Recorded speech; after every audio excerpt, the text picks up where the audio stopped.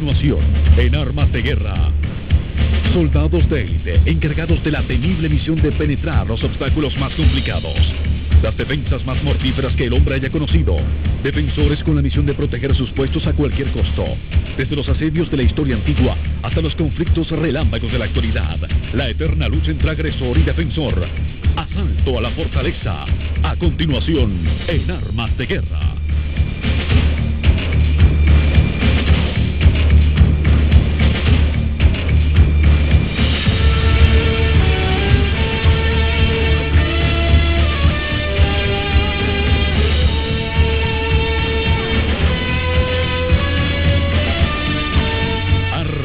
De guerra.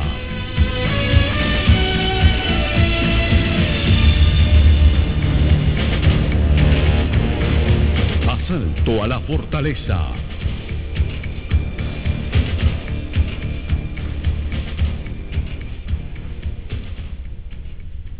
Una de las necesidades vitales del hombre ha sido la de protegerse contra un ataque armado. Desde las cavernas prehistóricas hasta los castillos amurallados, los soldados han buscado refugio tras paredes fortificadas.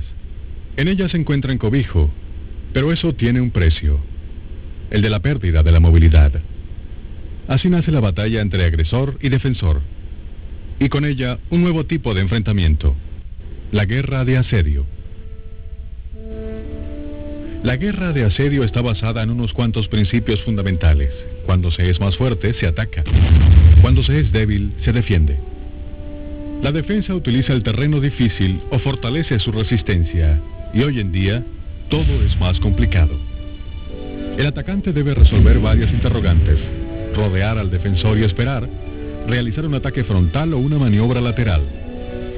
La defensa debe ser capaz de contrarrestar uno o más de estos movimientos, dependiendo de su fuerza, lo que da lugar a un gran número de resultados posibles.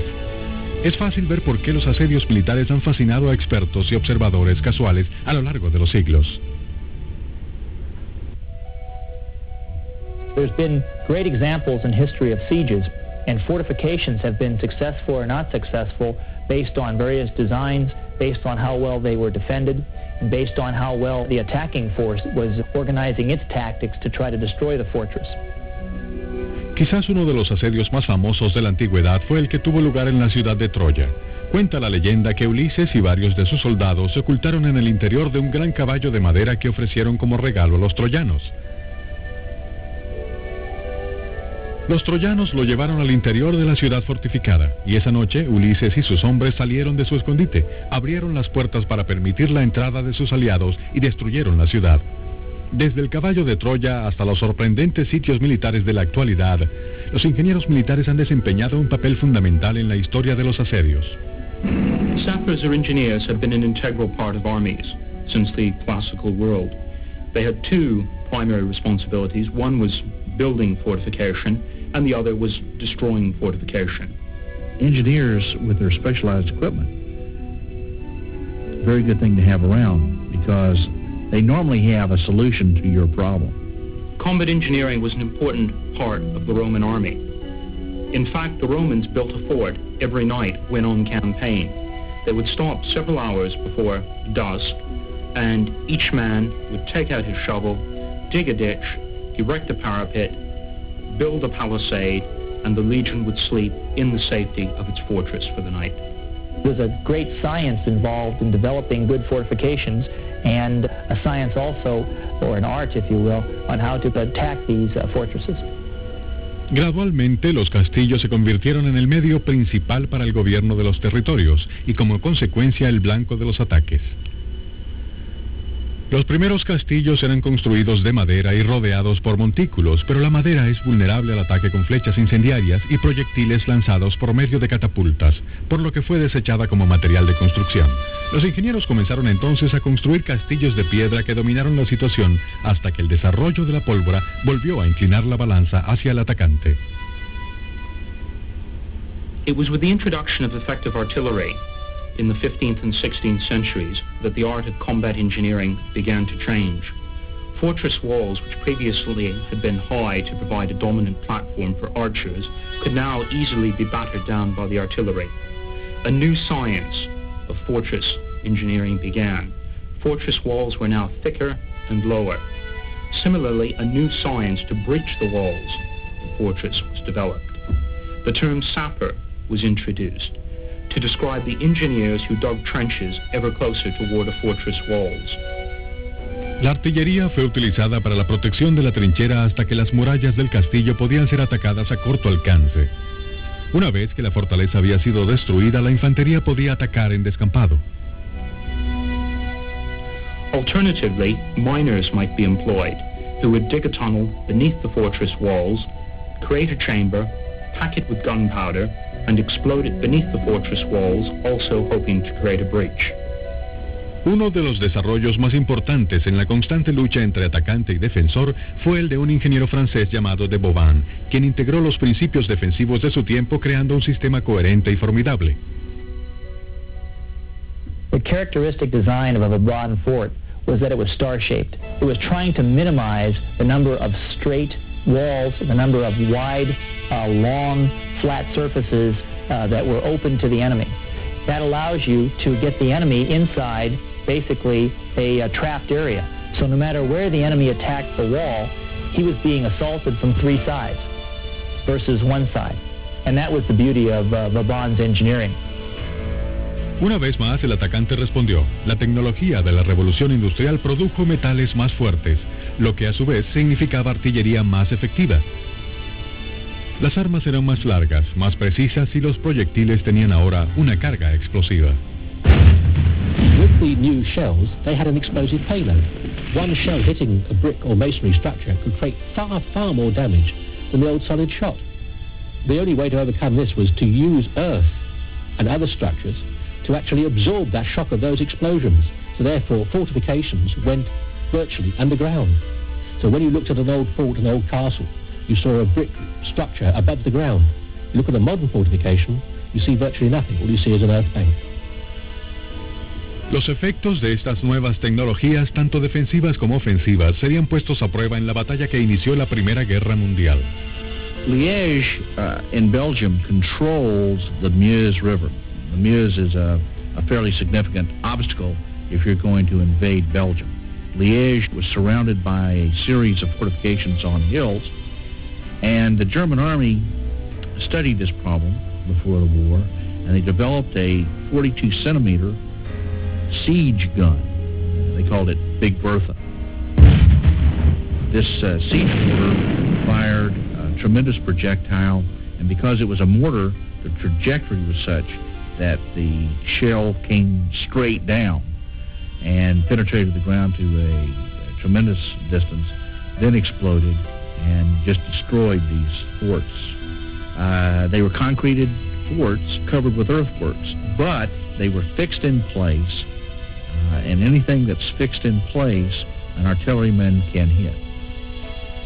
El ejército alemán se precipitó sobre Francia, pero el ritmo de la invasión pronto comenzó a decaer tras varios cientos de kilómetros de marcha forzada. Los refuerzos franceses se encontraron con las tropas germanas en campo abierto en las afueras de París. El avance se detuvo, y ambos bandos se preguntaban cuánto duraría la situación de estancamiento. The trenches, to start with, were rather shallow. They didn't think they were going to be in these trenches too long. And they would go on these massive offensives. And people would be gunned down in massive numbers with machine guns. La balanza se inclinó de nuevo hacia el defensor. The first trenches, dug in late 1914, soon became elaborate fortifications which were impossible to penetrate. Dugouts, observation posts, bomb-proof shelters were erected to protect the infantrymen in the front line. Dug-in machine guns swept the no-man's land between the two opposing front lines with machine gun fire. It was virtually suicidal for any infantryman to move forward. When we got there, the trenches amazed us because we had never built any trenches. We had only dug foxholes to avoid Indian arrows. So we were fascinated by these wonderful trenches they had. By this time, wooden slabbed floors or sidewalks down in the bottom of the trenches. And we even had them going out into the tertiary trenches, which we call observation trenches. And these observation trenches were dug out at angles from the main trench, and you had to have them because they were beyond the wire.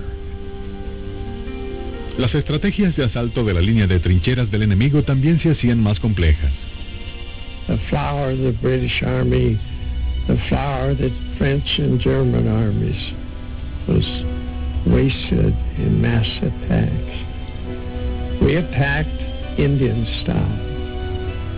We would have possibly a squad or a platoon go over one at a time and get through the wire and get organized out into the no man's land.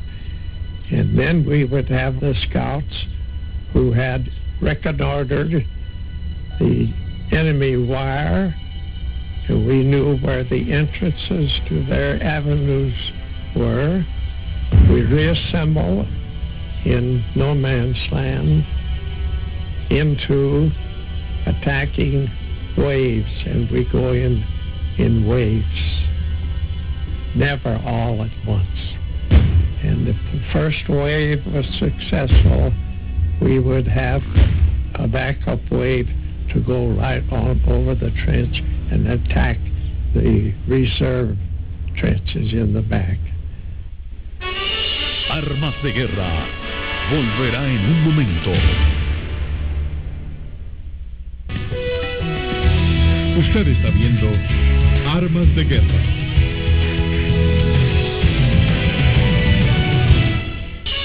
Armas de Guerra. Quizás el asedio más famoso de la Primera Guerra Mundial ocurrió en las trincheras y fortificaciones que rodeaban la ciudad de Verdún, donde la tierra aún muestra cicatrices de la batalla.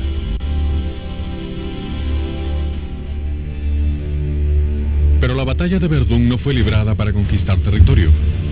Los generales alemanes atacaron Verdún pues sabían que el ejército francés nunca entregaría esta ciudad histórica. My area of combat for several months was in the area around Verdun. Verdun was the gateway to Paris in those days, and the German army began in 1916 a great drive. They marshaled all of their strategic and tactical assets. It was at Verdun that the German High Command decided they were going to bleed the French army to death. On February the 21st, a massive bombardment of Verdun began. More than 2 million shells landed in the first 2 days. And 5 days after the opening of the bombardment, German stormtroopers captured the crucial fort of Douaumont on the east side of the Meuse River. El ejército alemán capturó varios fuertes menores, pero los franceses no se rindieron y finalmente recuperarían el terreno perdido. The fighting became very, very horrific, very, very close at hand, and it used all of the modern weapons that had developed in World War I: gas, flamethrowers, hand grenades, machine guns, effective mines and artillery barrages, and it took out vast numbers of soldiers on a grand scale that hadn't been seen before. The campaign goes on, and it's a massive meat grinder operation where the German army sustains 400,000 casualties, of the French something like 500,000 casualties in this horrific battle. Verdun became a siege in a modern sense, primarily because it seized the French and German political leaders as political objectives. Unbelievable expenditure in life and material was wasted on this one particular part when other military objectives could have possibly gained more for one side or the other. But this is because war is not just a matter of mathematical equations. War is a human endeavor. It involves the emotions and the human psyche, and sometimes those things gain predominance over the military objectives, and therefore Verdun became a typical example of how horrible it can be.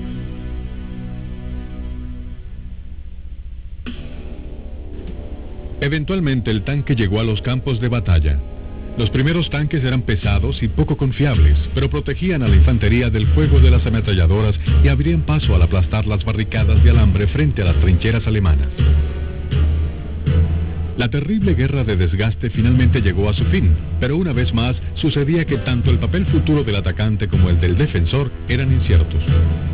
The French draw a lesson from Verdun that if you can have a system of forts with interlocking field fortifications in between forts, and then a mobile force behind that to mop up any penetrations of that, that's the way the future is going to be.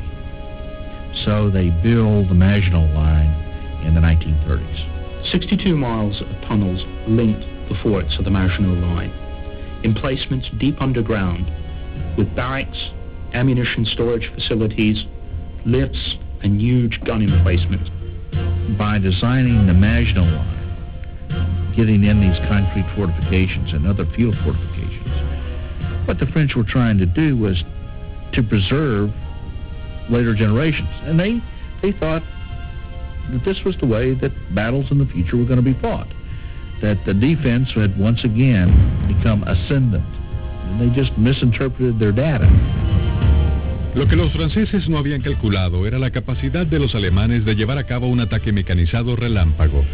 Con el comienzo de la Segunda Guerra Mundial y las fuerzas combinadas de la Blitzkrieg, Alemania se lanzó a una era de guerra de maniobras.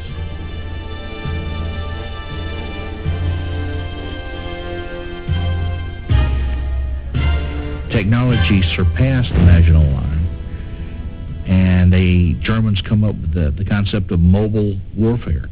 You can put massive numbers of troops in wheeled and tracked vehicles and take them around.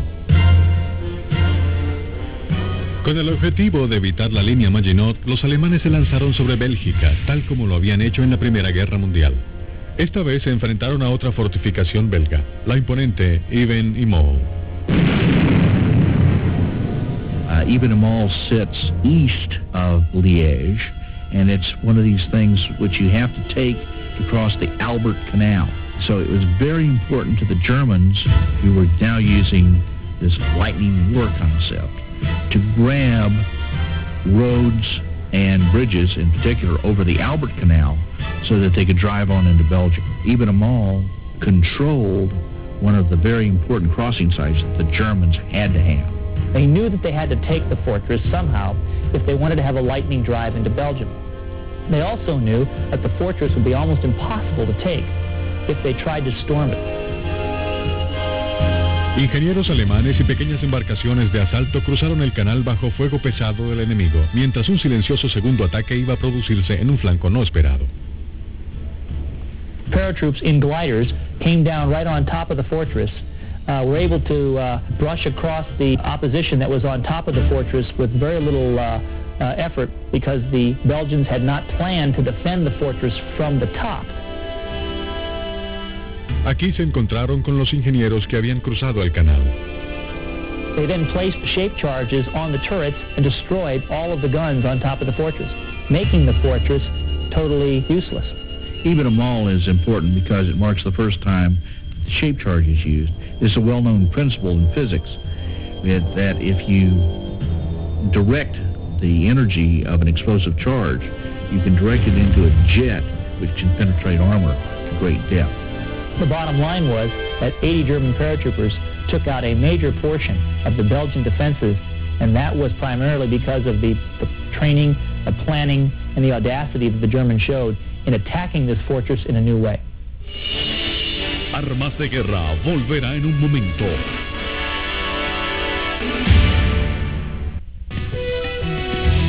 Usted está viendo Armas de Guerra. De Guerra.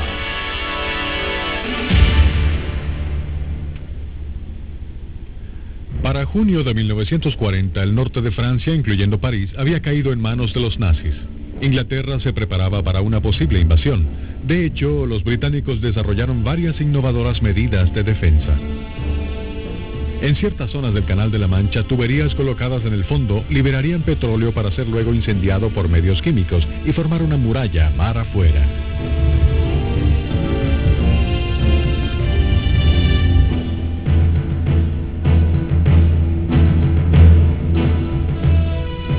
Otra barrera de fuego esperaría a los invasores en la playa, y otra más tierra adentro.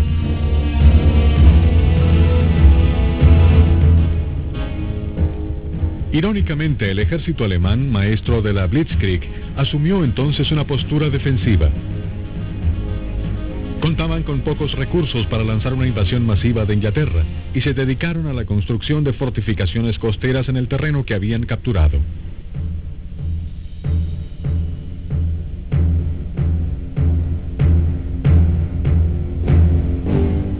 El frente oriental era la clave para la victoria de una invasión a Inglaterra, pues Rusia, donde se encontraba la mayoría de las tropas alemanas, debía ser sometida.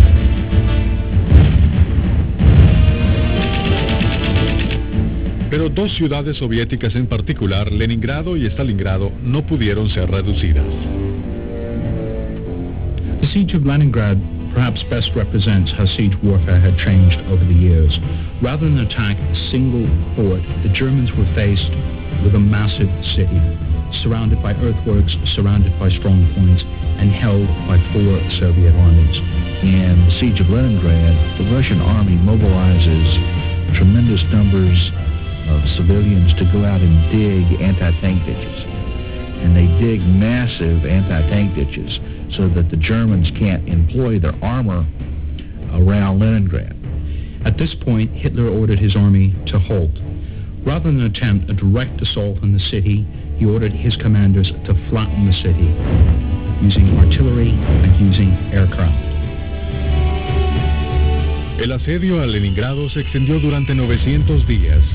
Los alimentos y el agua escaseaban, pero los soviéticos lograron mantener líneas vitales de abastecimiento, incluyendo una carretera construida durante el invierno sobre la superficie congelada del lago Ladoga. Leningrad is in a fortuitous geographical position in that you have the Gulf of Riga coming in on one side, the lake on the other, and Finland behind you. The city was far too large, and the Germans were never able to deploy enough troops against the city to totally cut it off from reinforcement and resupply. Virtually throughout the 900-day siege, the Soviet defenders were able to receive reinforcements, ammunition, and foodstuffs, which were able to keep the city going. El asedio a Stalingrado no duró tanto como el de Leningrado, pero la ciudad fue testigo de una de las más feroces batallas en todo el frente oriental. The battle for Stalingrad is a classic example of how urban areas are now used and turned into modern fortresses in battle. Stalingrado mostró una vez más el fracaso de las tropas alemanas en su intento de cortar completamente las líneas de suministro enemigas. What the Germans didn't do here was surround Stalingrad first and then try to reduce it. What they did was they broke into the city immediately, gained a foothold, and then tried to expand the foothold. At the same time, the Russians were on the other bank of the Volga, and they were continuing to send reinforcements through. Con gran cantidad de tropas incorporándose a la batalla de parte de ambos bandos, la lucha se hizo cada vez más terrible. As the Germans continued to fight for the city, the Russians turned every building in the city into a small fortress. The fights over the Red Tractor Factory, the fights over some of the other major buildings in Stalingrad are legend. The battle became a meat grinder, very similar to what happened in the Battle of Verdun. Finalmente, en enero de 1943, el ejército alemán, a más de 1.500 millas de su patria, agotó sus refuerzos. Los contraataques soviéticos rodearon las tropas germanas. Los ejércitos rusos del norte y del este se encontraron en las llanuras de las afueras de Stalingrado, a sabiendas de que los alemanes estaban atrapados en el interior de la ciudad. El atacante se había convertido en defensor, pero Hitler no admitía la derrota. Hitler decided there was only one option, that he would not allow anyone to withdraw. He told the defenders of Stalingrad that they would fight to the last man, and they in fact fought a very, very difficult battle, not to the last man, but until their effectiveness was no longer anything that could stop the Soviet army. And so they surrendered and the Soviets won one of the greatest victories of the war in Fortress Stalingrad. Pero el frente oriental no fue el único escenario de asedios dramáticos durante la Segunda Guerra Mundial. En Italia, el terreno montañoso ofreció a los alemanes posiciones defensivas naturales.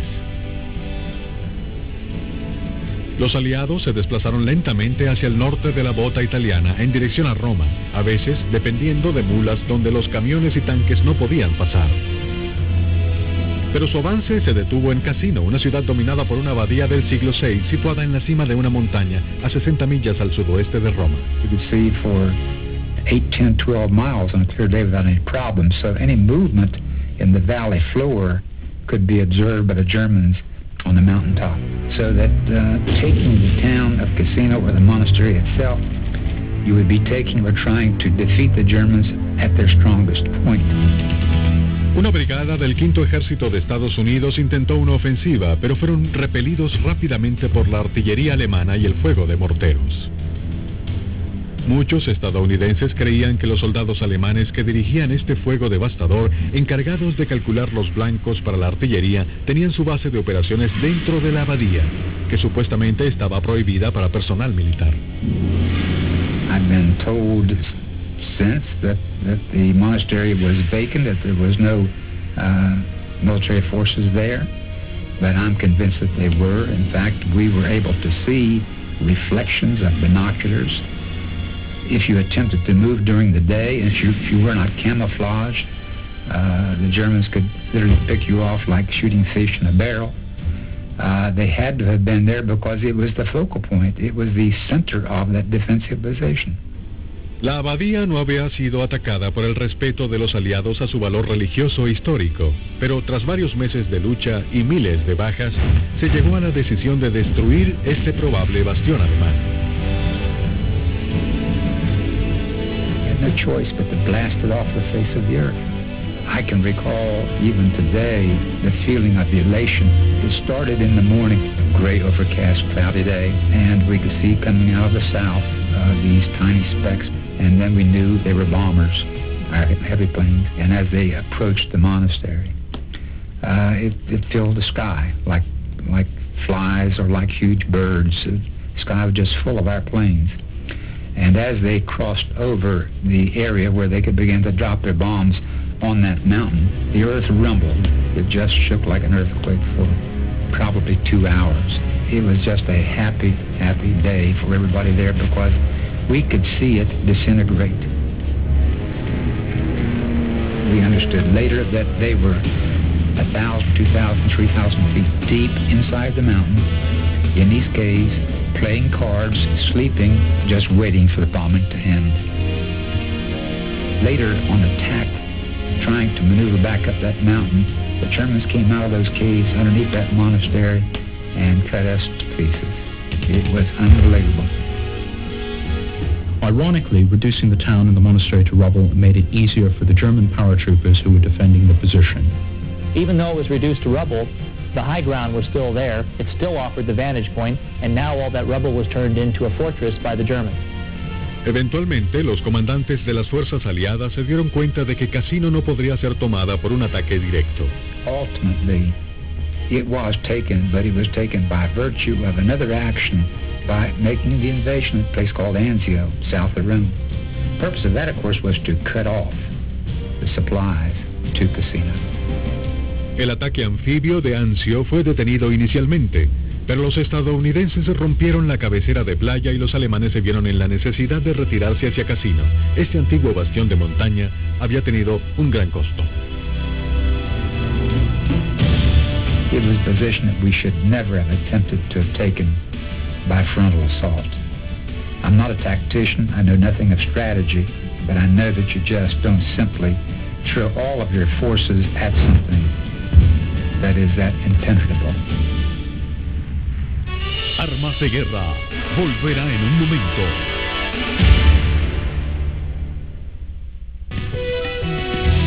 Usted está viendo Armas de Guerra.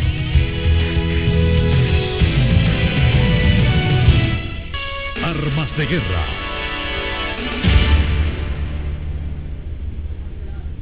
En los primeros días de junio de 1944, los aliados hacían los preparativos finales para invadir las defensas alemanas construidas a lo largo de la costa francesa, conocidas como la Pared Atlántica o Fortaleza Europea. The Atlantic Wall was a well-designed, complex obstacle. It included many different devices that were designed to destroy landing craft and then kill soldiers when they hit the beaches. Once you got onto the beaches, there were mines, barbed wire, up to the point where Germans would then have their machine gun pits and their anti-tank gun pits and their cannons. Afortunadamente para los aliados, en 1944 el ejército alemán estaba operando en condiciones deficientes, lo que permitió a los aliados aislar y luego reducir en forma sistemática las defensas que rodeaban la pared atlántica. The Germans had two major disadvantages by 1944. The Luftwaffe had been virtually swept from the skies, and the Allies enjoyed total air superiority. Similarly, the German Navy had been reduced to a few submarines and a few E-boats operating in the Channel and the North Sea.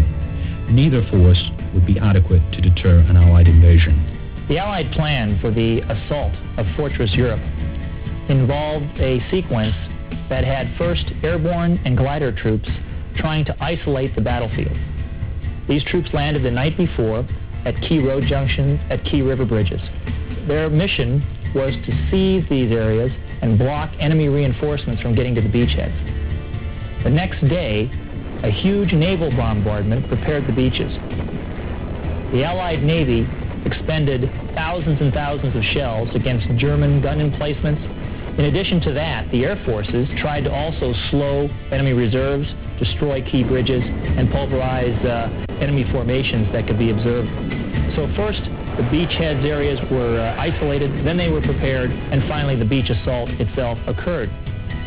Los aliados llegaron a 5 playas diferentes en la península de Normandía: Gold, Juno, Sword, y las playas reservadas para tropas estadounidenses Omaha y Utah. The fight to get to Omaha Beach was the worst. There we landed against a very well-prepared enemy that was defending from very good bunkers that had not been destroyed, and we took tremendous casualties on the beach. Finally, however, through the courage of many fine soldiers and engineers who went forward to blow up the obstacles, we were able to break through at Omaha Beach and finally get up to the beach wall and then continue to move through, and so the actions at Omaha were successful. At the end of June the 6th, 5 Allied divisions were firmly ashore, and almost 50 divisions were waiting in England to reinforce them. By the end of June 1944, 1 million Allied troops had poured through the Normandy beachhead. Eventualmente, toda Francia sería liberada y los aliados se aproximaban a las últimas líneas defensivas de Alemania.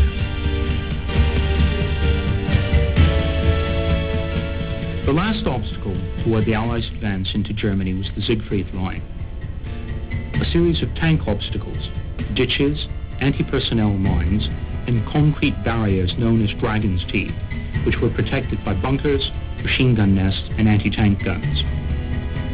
La línea Siegfriedo pudo haber significado una gran amenaza para el avance de los aliados si el ejército alemán hubiese hostigado a las tropas que avanzaban con fuego de artillería pesada y armas pequeñas, pero los germanos se encontraban en inferioridad numérica, a punto de la derrota, y no podían contrarrestar la ventaja del poder de fuego aliado. The Siegfried Line was demolished by a combination of Allied bombing, artillery strikes, and combat engineers using satchel charges and other means of demolition. Mientras tanto, los soviéticos avanzaban rápidamente desde el este y de hecho llegaron a Berlín antes que los aliados occidentales. La ciudad, que según los nazis resistiría más que Leningrado, cayó en cuestión de días. El sueño de Hitler de un Reich de 1000 años finalmente había terminado, y ahora el pueblo alemán debía pagar las consecuencias de las aspiraciones demoníacas de su líder. En los años que siguieron al fin de la Segunda Guerra Mundial, el poder de la bomba atómica nunca fue utilizado en batalla, aunque su efecto devastador sobre cualquier fortificación estaba en claro. Surgieron, en cambio, varios pequeños conflictos regionales en lugares como Corea. El siguiente asedio importante de la era moderna ocurriría a finales de 1953, en un lugar llamado Bien Dien Phu, donde los franceses se enfrentaron al Bien Minh, comunistas.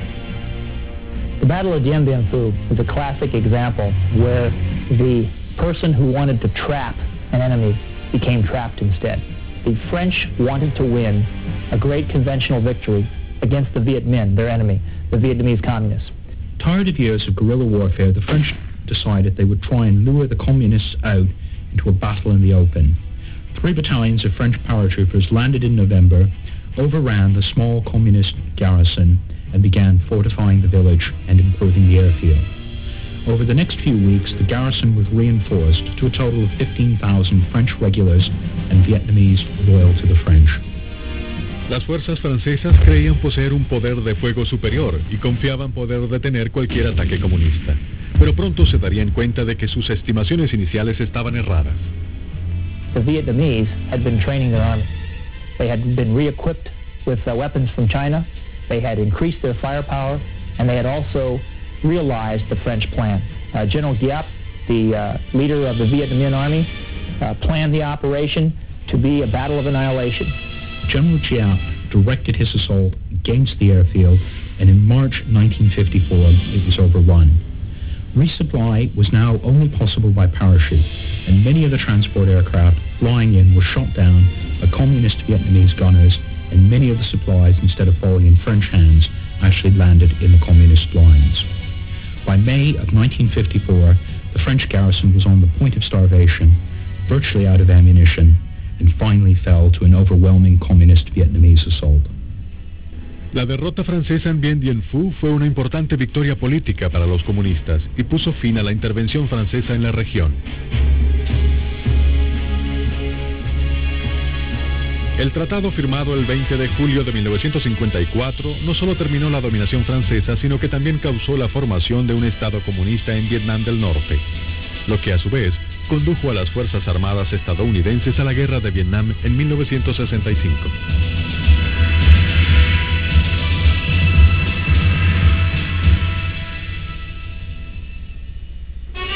Armas de Guerra volverá en un momento.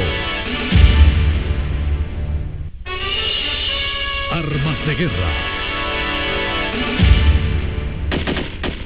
El conflicto de Vietnam se caracterizó principalmente por la guerra de guerrillas en la selva. Pequeños grupos de infantería y fuerzas mecanizadas perseguían y luego enfrentaban al enemigo. Pero Vietnam también presenció una batalla convencional. El asedio del complejo estadounidense de Ken San en las nubladas colinas cercanas a Vietnam del Norte.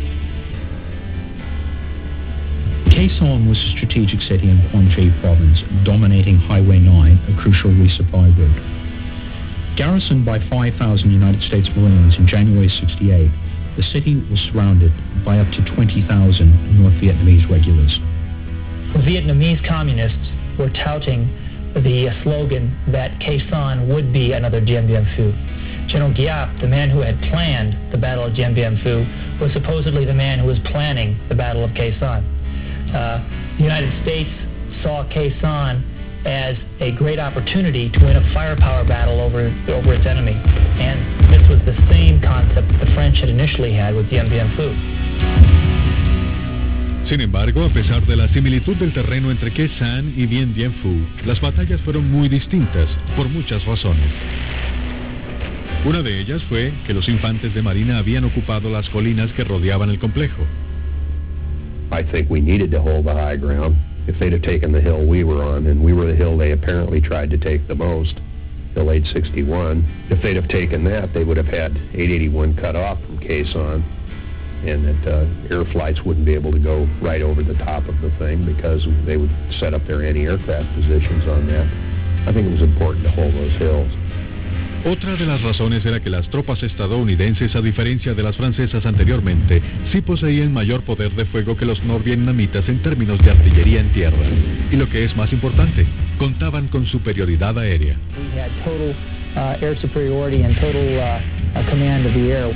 Our fighters and our fighter bombers flew countless missions against the North Vietnamese army, just pulverizing the hills around Khe Sanh. There are massive numbers of B-52 strikes. Each B-52 can carry 72 750-pound bombs. And I know from personal experience when when you see one of these strikes. It's awe-inspiring. I recall looking up in the air trying to see if I could spot the airplanes, the B-52s dropping the bombs. I could not see the B-52s, but I heard the bombs cascading down, and they would just make a horrendous roar you could hear for miles and miles. El mayor poder de fuego de las tropas estadounidenses no solo detuvo varios ataques comunistas, sino que permitió que prosiguieran los vitales suministros aéreos, aunque la vía de abastecimiento aéreo de Khe Sanh no era la más segura. Los alimentos, agua y municiones que traían las tripulaciones eran el fluido vital del complejo, y los infantes de marina en tierra ciertamente apreciaban los sacrificios realizados por los pilotos. I believe that the pilots that flew into there had to have quite a bit of courage. I recall at one point where I was filling sandbags with my squad members, one of them looking up and yelling, "Hey, look at that." And I looked around in time to see a Silver C-130 flying in, and it was fully engulfed in flames, and I saw it go down on the runway. Apparently the crew had been killed, but I can vividly remember seeing that plane come around on fire and then hitting the runway. A pesar de las frecuentes tragedias, los suministros continuaron llegando. Los bombarderos dejaban caer su carga mortal y los infantes de marina mantenían sus posiciones. El complejo fue atacado desde todos los flancos, pero nunca estuvo en grave peligro, lo que hace que muchos duden de la existencia de un asedio en el sentido estricto del término. My feelings about Khe Sanh being besieged, even at the time and now as I look back on it, I never felt that we were besieged in the sense that we were totally cut off. But I also knew we couldn't just get out of our positions and stroll around out in the mountainside either. Los infantes de marina y otras fuerzas habían rechazado un fuerte ataque y podían clamar una completa victoria militar. Sin embargo, las ramificaciones simbólicas de este asedio hablan de una historia distinta. The Vietnamese were fighting for political reasons, for strategic goals, not necessarily tactical victories. And Khe Sanh was remembered as a siege, and many people in the United States learned the wrong lesson from Khe Sanh, thinking that we were on the defensive. It showed us barely winning a battle against an enemy who was attacking us versus us attacking the enemy, bringing the war to an end. Casi 20 años después de Vietnam, Estados Unidos se vio envuelto de nuevo en un conflicto sobre terreno poco conocido. Esta vez fueron las arenas del Medio Oriente. During the tactical operations in Iraq, we had to fight against many modern-day fortresses. Those fortresses were in the form of anti-tank ditches, bunkers, bunker complexes, and defensive positions built on a grand scale. They had months to dig holes, dig trenches, set in mines, and we had been briefed extensively on the capabilities of their defense. We expected to see a real knockdown, drag-out fight. Afortunadamente, gracias al uso de fotos de satélite increíblemente precisas, las fuerzas de la coalición tuvieron tiempo de practicar el ataque a las defensas iraquíes. We had great overhead imagery of what we were facing. We took that overhead imagery and we sent it back to the deserts of California, and they built the Iraqi Siegfried Line in the National Training Center. They then went out there with the very best that they could take to the National Training Center, and they practiced reducing that obstacle and going through it over and over and over again until they had it all right. Then they filmed it. Then they sent the film to us in Saudi Arabia as we were training for this thing. Then we built our own Iraqi obstacles using the models that they gave us and the overhead imagery. We built them in the desert, and we practiced it over and over and over again. Not against a generic obstacle system, but against what we knew we would be facing in detail. Gracias a la increíble preparación y a la superioridad aérea total, la ofensiva terrestre fue efectuada de forma casi perfecta. We expected a Siegfried Line, but ended up not finding one there. The ease with which coalition forces were able to breach the Iraqi defenses during Desert Storm demonstrated yet again that the reliance upon Maginot Line defenses is outmoded in an age of maneuver warfare. They used the engineers to clear the minefields. They used the engineers to breach the berm, and then The tanks would go through, armored personnel carriers, and then it became a war of mobility. And the Iraqis never could fight a war of mobility the way we fight a war of mobility. El impresionante éxito de las fuerzas de la coalición y la relativa facilidad con la que destruyeron las defensas iraquíes hacen abrigar dudas sobre la naturaleza de las fortificaciones defensivas en el futuro. Mobility and the ability to hide are going to play a bigger role in the battlefield than to fix something in the position. In the future, with the development of directed energy weapons, lasers, and other such devices, we may find ourselves reintroducing a new series of forts and fortresses in order to protect vast areas that are defended with laser weapons. A pesar de los avances tecnológicos del futuro, no queda duda de que la amarga lucha entre atacante y defensor continuará.